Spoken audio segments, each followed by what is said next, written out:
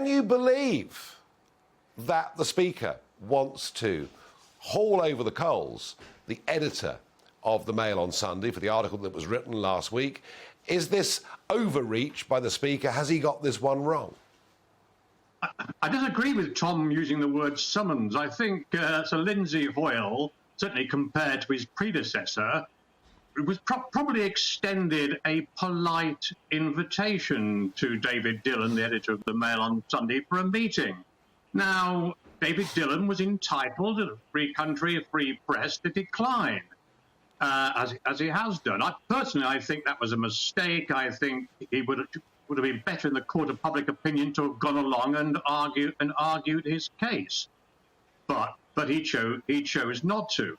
But the whole saga, when you combine this with the allegations about a porn-watching minister, then this is beyond satire. It's beyond surreal. It's beyond shocking. And if there's one positive about the whole Angela Rayner Basic Instinct saga, it's that it's at least shedding a light on what seems to be a pretty scandalous situation regarding misogyny and bullying and sexual harassment in the Palace of Westminster. According to the Sunday Times, we have 56 MPs facing complaints, 3 government ministers and 2 members of the shadow cabinet. I mean, this is extraordinary. Yeah. Yeah, well, I think, public trust could fall a lot further if this continues. But, Paul, can you think in your time of editors of newspapers, and all right, let's soften the word summoned, but can you think of editors of newspapers being invited by the Speaker of the House of Commons to come and have a conversation about articles they've written? I've not worked in the media in the way that you have.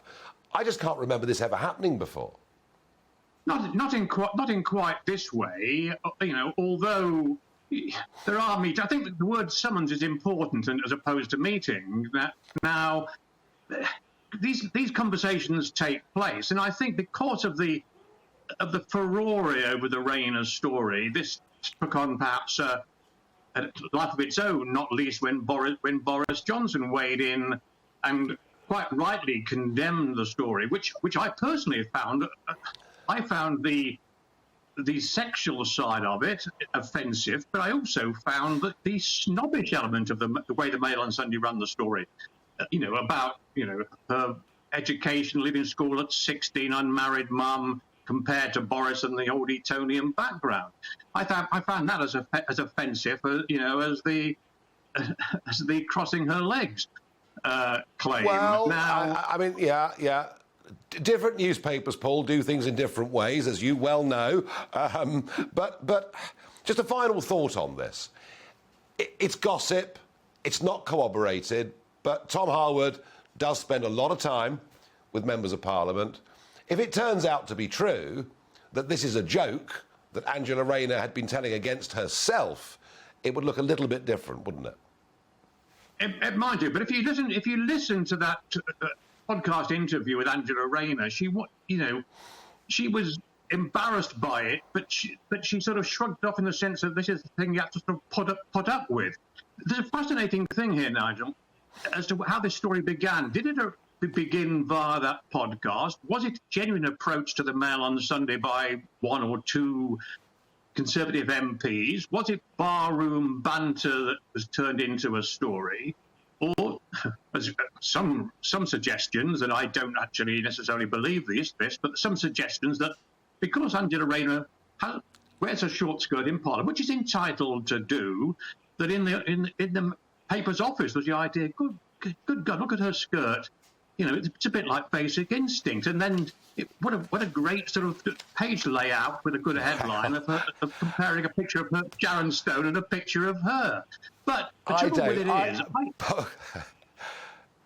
Who knows? Paul, who knows? None of us know. I think none of us know. But I don't object to the Mail on Sunday running the story. It's how they ran it.